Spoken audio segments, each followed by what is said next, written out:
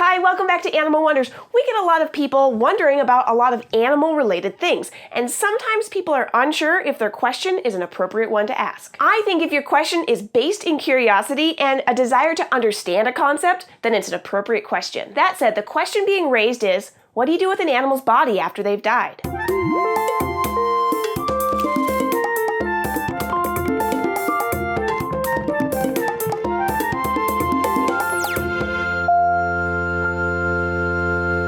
I think this is an important thing to talk about because a lot of people are going to encounter this situation at some point in their life. And being prepared might help during this sad time when you might be grieving. There are several options for end-of-life and afterlife care. If the animal is humanely euthanized by a veterinarian, the clinic usually offers the option of cremation. If you choose cremation, the animal's body is cared for by the vet clinic, and they can either keep the ashes or return them to you in a small vessel. The other option is to take the animal's body with you to lay to rest on your own. If you choose to take them home, you have several options depending on where you live. If you live in a rural area, you have the option to bury their body on your property. However, you need to make sure that the gravesite doesn't interfere with any human water systems, because the process of decomposition could lead to pathogens entering clean drinking water. If you live in the city, there are usually laws around burying a deceased pet in your yard. So if that's not an option, you can either choose cremation or find a friend that lives outside city limits and create a final resting place on their property. Now, there are times when an animal doesn't come to the end of their life in a vet clinic. Sometimes their death is unexpected, or they pass away at home. This can be hard because sometimes you'll have to handle the situation on your own. My first recommendation would be to take a breath and find a blanket to cover your deceased friend.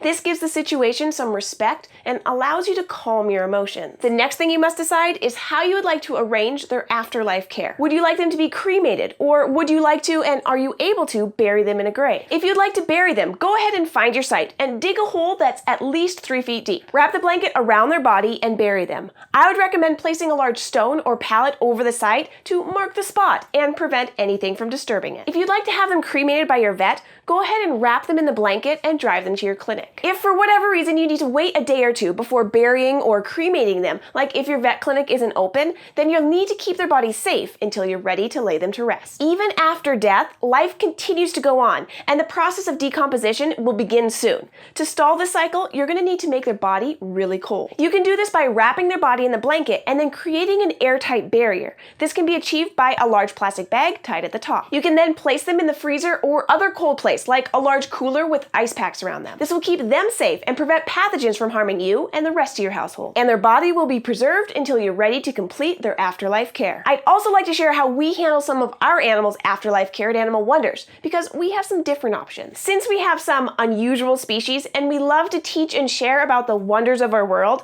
some of our animals will continue to teach even after their death. We've donated some of our deceased animals to museums, like Curlybird the white-cheeked turako, who went to the bird collection at the Field Museum, and Jade the glass lizard, who went to the Philip L. Wright Zoological Museum. We'll also use some of the animals' skeletons, which we call biological artifacts, to use as tools in our own presentations. Like this skull from Tango the Patagonian Cavy, which is great to show off the incredible teeth of these amazing rodents. So asking about end-of-life and afterlife care is a great question and an okay thing to talk about, because there are a lot of options to think about and a lot of choices to be made. Thank you to all those who asked this question, and a big thank you to all of our Patreon patrons for supporting our efforts to educate about animals and the natural world. If you'd like to continue learning about animals and go on an adventure with us every week, subscribe to our YouTube channel, Animal Wonders Montana, and we'll see you next week. Here